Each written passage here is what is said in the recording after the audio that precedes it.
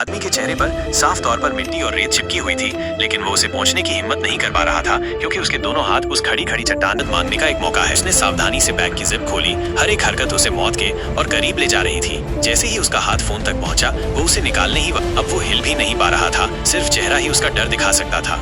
फिर उसकी नजर नीचे गई जहाँ वो मौत के दरवाजे पर खड़ा था। वो और ज्यादा चट्टान से चिपक गया, मगर नीचे की तेज समुद्री लहरों ने उसके दिल में एक और ख्याल जगा दिया। चट्टान पर चढ़ गया और वहीं ढेर हो गया। समुद्र की ठंडी लहरों ने उसका चेहरा भिगाया, जिससे उसे होश आया। वो दोनों हाथों से उठने की कोशिश कर रहा था, मगर तेज दर्द से कराह उठा।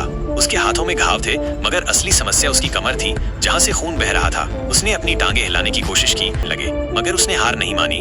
जोर जोर से मदद के लिए चिल्लाने लगा, मगर वो एक निर्जन समुद्री टापू था जहाँ उसकी आवाज सुनने वाला कोई नहीं था। उसने अपनी कमीज उतारी और हाथ का प्राथमिक उपचार किया। फिर उसने चारों ओर देखा तो पाया कि दूर एक छोटा टापू ही उसकी आखिरी उम्मीद है। उसने बैग उठाया और अधमरे शरीर को खींचते हुए समुद्र की ओर बढ़ा। लहरें बहुत तेज थीं, मगर उसने हिम्मत नहीं हारी। किसी तरह वो आधे रास्ते तक तैर गया, मगर उसके पेट की मांसपेशियां अकड़ गईं और कमर की चोट की वजह से हर हलचल पर भयंकर दर्द हो रहा था। तब उसका शरीर खुद कहने लगा, अब और मत हिलो, नहीं तो मर जाओगे। फिर भी उसने अपनी आखिरी ताकत से समुद्र की सतह तक खुद को पहुंचाया, मगर ऑक्सीजन की कमी से फिर से बेहोश हो गया।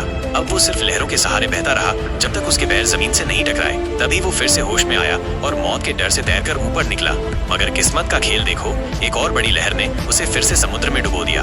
मगर इस बार वो बच गया क्योंकि लहर ने उसे किनारे पर ला पटका। अब वो डूब चुका था। उसे उम्मीद की आखिरी किरण के तौर पर उसने जमीन पर SOS लिख दिया। भोजन पाने के लिए वो लेट गया और सोने का नाटक करने लगा, ताकि जैसे ही समुद्री पक्षी पास आए वो झपट्टा मार सके। जब पक्षी पास आया, उसने तेजी से लकड़ी का डंडा उठाकर हमला किया, मगर जरा सा चूक गया और वो शिकार उड़ गया।